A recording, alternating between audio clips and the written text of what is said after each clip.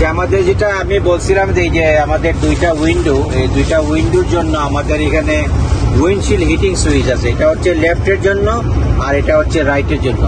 এই দুইটা windshield heating আমরা অন করি। এই দুইটা উইন্ডো যদি গরম না হয় তাইলে আমরা টেক অফ করবো না, আমরা থাকবো। উইন্ডশিল্ড যেটা এটার কাজ করবে।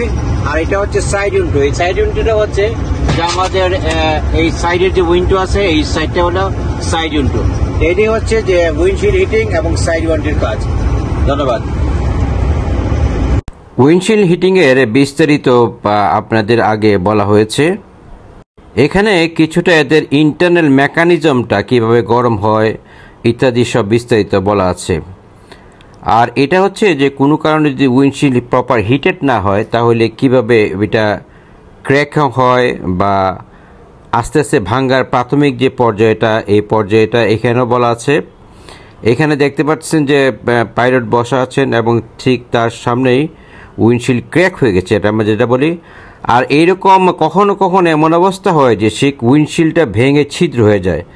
ইউনাইটেড এয়ারলাইন্সের একটা উড়োজাহাজের এরকম ছিদ্র হয়ে গেছিল এবং সেটা ইমার্জেন্সি ল্যান্ড করে পড়ে। এই জায়গাতেও দেখা যাচ্ছে যে উইন্ডশিল্ড ক্র্যাকের কিছুটা অংশ।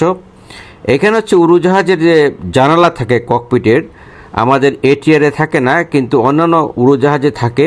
দেখতে পাচ্ছেন যে ক্যাপ্টেন জানালা খুলে বাইরের দিক দিয়ে তাকাচ্ছেন এবং কখনো কখনো ইমার্জেন্সিতে ওনারা এই জানালা ব্যবহার করে বেরো হন। ভিডিওটি দেখার জন্য আবারও ধন্যবাদ জানাচ্ছি। ভালো থাকবেন, সুস্থ থাকবেন। আল্লাহ হাফেজ।